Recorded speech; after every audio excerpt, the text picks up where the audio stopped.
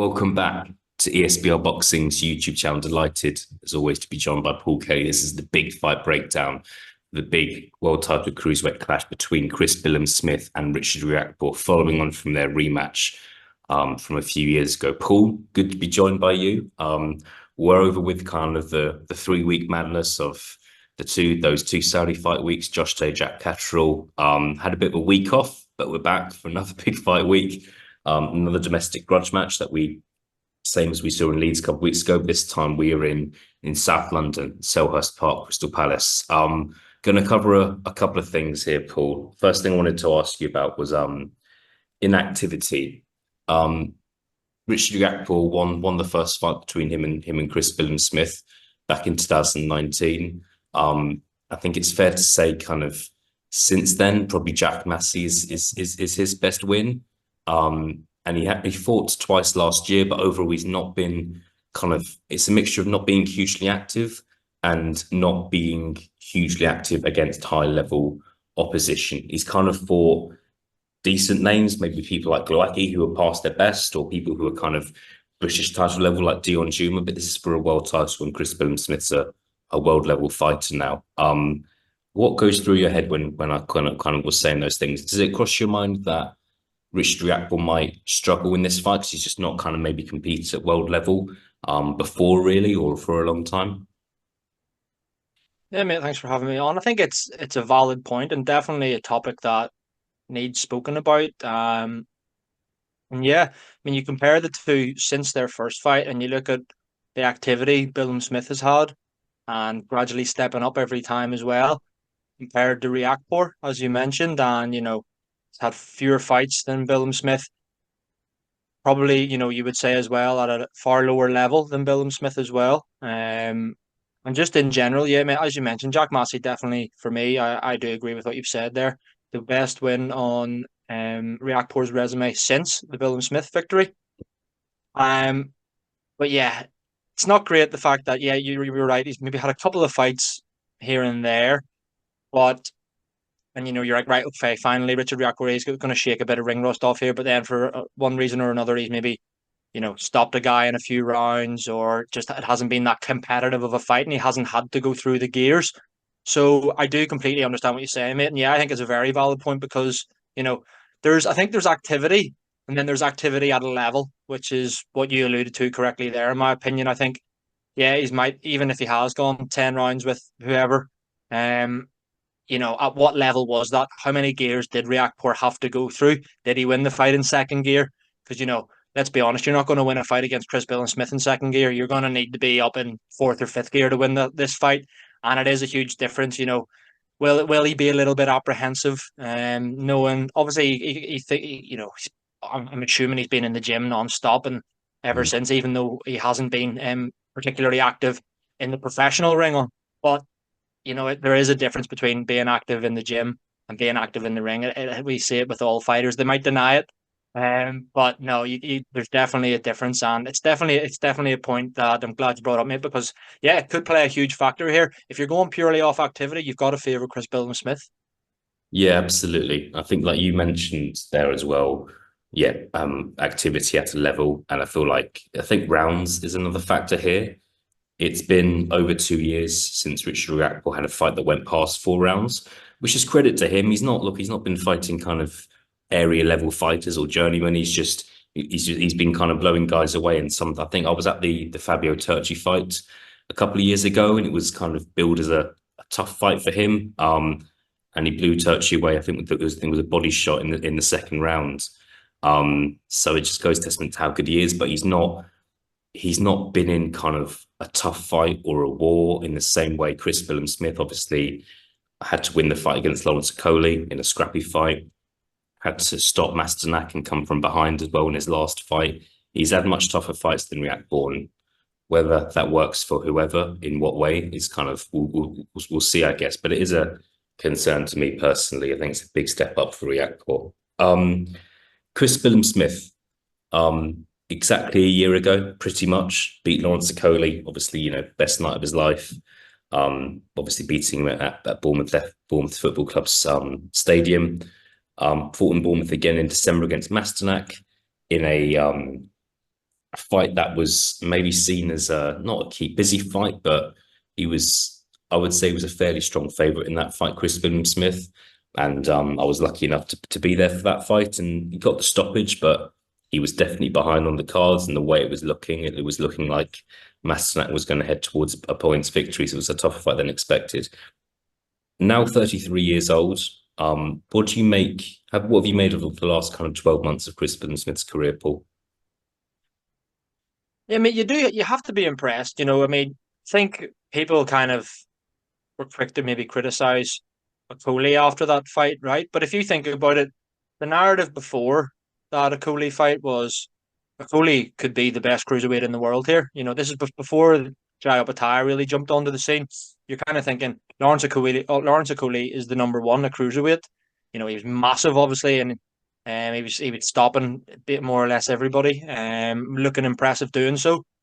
Then you kind of knew about the whole, I think a lot of people expected Lawrence Okoli to win because, before Okoli left Shane McGuinn, it was like Okoli was maybe, the number one and Billam-Smith was just kind of in his shadow a little bit. I think that's fair to say. I don't think that's too harsh. And yeah, then obviously it proved on the night. It was a weird fight. Fair play to Chris Billam-Smith, got two or three, dropped Okoli, two or three times, very scrappy, as you say, but got the job done. So you got to take your hat off to him there. Criticize Lawrence Okoli or whatever. You know, in Chris Billam-Smith's mind, he's probably going, well, I've just beaten the guy that was widely regarded as the best in the division.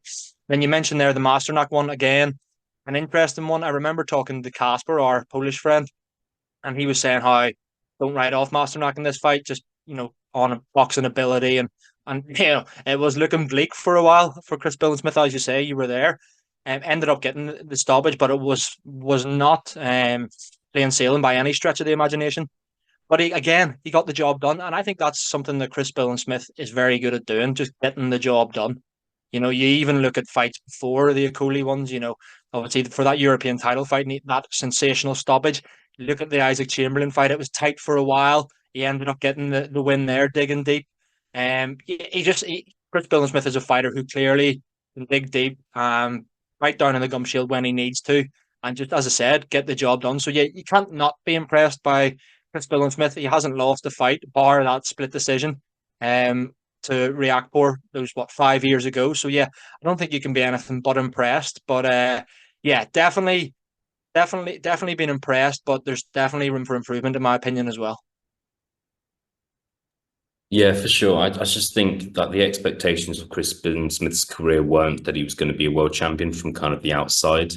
So I think he's done extremely well. I think it's just a case of how far can he go? But look, fair play to him. He's not put too much of a foot wrong in his career, and credit to him. Moving on, Paul. I kind of sometimes hate asking this question because like we want to focus on this fight and not fights that happen in this 50-50, 55-45 fights. You don't want to kind of start saying, oh, this person's gonna do this next or do that next. But here we are. Obviously, there's a very obvious name that's kind of pretty hard to avoid here in the name of Jai Opetaia, who's seen as quite clearly the best cruiserweight in the world right now. He recently had that rematch against Marius Bradis. He was on our channel a few days ago, wasn't he? And he mentioned possibly fighting the winner of this fight in Saudi Arabia. Maybe kind of, I think October, November time would be when that fight would happen, possibly. In your heart of hearts, what do you think, without giving your prediction away, what do you think will happen with the winner here? There's the option to move up to heavyweight, face Okoli at Bridgerweight, face another champion at cruiserweight. At the launch press conference for this fight, Chris Billam-Smith has kind of asked about it, and the name he didn't mention was Jai Opetaia. The name he mentioned was Gilberto Ramirez, who's obviously a big name, is the WBA Super World Champion here. That fight could happen in America. In your heart of hearts, what happens to the winner here? Does that big Opetaia fight happen or something else? Yeah, man, it's a really interesting one. It's kind of cruiserweight is rather interesting at the minute because I think now with the whole Saudi involvement in boxing, we are more hopeful of unifications and undisputed fights and stuff down the line. The only thing is, obviously, it seems to be very much Queensbury and Matchroom. But Saudi links, obviously, both Riakpor and Billam-Smith are signed to Boxer, Ben Shalom, Sky Sports, or whatever. So that's maybe more unlikely. However, you never know. Money talks. I actually, as much as I would want to see the winner against Jai Optaia in a unification, I'm not against the idea of the winner of this unifying against Gilberto Ramirez in the States. You know, say it's Chris Billam-Smith, for example, just playing devil's advocate. If it's Chris Billam-Smith and he wins his fight against Riakpor, you know, he's fought in London, he's fought more or less everywhere, fought at home in Bournemouth a good few times. Why not go over and try and, you know, bring all of his Bournemouth faithful over to America? I'm sure they'd love that trip. And similarly, you know, Richard Riakpor's fought his whole career really here as well. So why would he not maybe? I think it might be different for him. If Riakpor was to win, he'd maybe want a defense first. I'm not too sure. Mm. But yeah, I'm all for unifications. It's what we want to see. We want to see the best fights, you know. And I think yeah, Jai Optaia, as you mentioned, I think probably, let's be honest, 90% of boxing fans think he's the number one cruiserweight. So I want to see that. I want to see him against either of these men. I want to see him against Gilberto Ramirez. I want to see these guys against Gilberto Ramirez, the other champions as well. You know, I just want.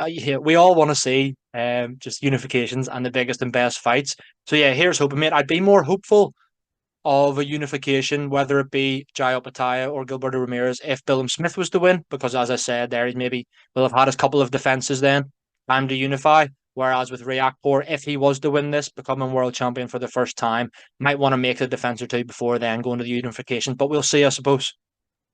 Yeah, like I think one thing that's clear is that I think the winner's in a good position because there's options there, and look, Optaia will 100% be an option. It's a big option, but there are other options available, so it's going to be really interesting. But when it's a tough fight to call, it's tough to kind of then say, right, who's going to do what, because it depends who wins in terms of what they do next. Chris Billam-Smith might fight Optaia, Richard Riakporhe might go up and fight Lawrence Okoli, who knows? I think age is another factor here. Chris Billam-Smith 33, Riakporhe 34. I think they're at that stage of their careers where it's about big fights. And I think if you look at Riakporhe as well, how much money has he really made from this sport? Has he been when's Riakporhe been the main event against Jack Massey, Dion Juma, against Turchi a couple of times, but these guys all kind of want to make some big money in the next 2 to 3 fights before possibly retiring. All right, we're nearly at the end of the video, Paul. I'm interested to see what you've got to say here. In a minute or less, break it down what you think is going to happen. Selhurst Park, 15th of June. Who wins and how? Yeah, mate, I think it's a very, very close fight. You can call it a 50-50. At maximum, you're saying it's a 60-40 in someone's favour, whoever that may be. I think either way, for me, and I don't know whether this will surprise you or not, for me, I'm quite confident that Richard Riakporhe repeats his feat of beating Chris Billam-Smith and beats him again here to become world champion. I think Chris Billam-Smith's a bit too easy to hit. He can be outboxed. The size is in Richard Riakporhe's favour, albeit Chris Billam-Smith fought someone way bigger than him and beat Lawrence Okoli. Not a dissimilar size to Riakporhe, but I think the time's now for Richard Riakporhe. I just think, in my opinion, I rate him as a better fighter than Chris Billam-Smith. And I think Chris Billam-Smith's been in a lot of tough fights as well. And I just think he's maybe a little bit too easy to hit. And yes, he'll grind it out. And yes, as I said, he gets the job done. But unfortunately for him, I don't see him getting the job done here. I see Richard Riakporhe winning this, probably on points. Maybe a late stoppage, but I'll probably go points. Yeah, we'll see. It's interesting. Riakporhe is the favourite. So we'll kind of see what other people's predictions are a bit close to the fight. In terms of my prediction, I'm not confident like you. I'm really struggling with this one. However, I'm going to edge to Chris Billam-Smith to win this fight on points. I just think Riakporhe it just goes back to the amount of rounds Riakporhe's had the last couple of years, and the level of opposition he's been facing. I think I can see a fight where rounds 6, 7, 8, it's very close, it's very even. And then Chris Billam-Smith in what we call the championship rounds, pulls away and wins in a close points decision. But I'm not going to slate you for going for React-Poor, Paul. I can see why you're doing it. It's a really kind of struggle. It's a real struggle to kind of have a prediction here. I could kind of flip flop and go the other way and go React close to the time. I'm not going to deny that, but we'll see. Always nice to end the video on a disagreement as always. We'll see who's right and who's wrong. Paul, thank you very much for your time. Of course, enjoy the fight. If you're watching this video, please do check out the rest of our other content. There's a lot of it: fight previews, weigh-in reactions, final predictions, fight reviews as well, amongst other things. Paul, thank you very much for your time.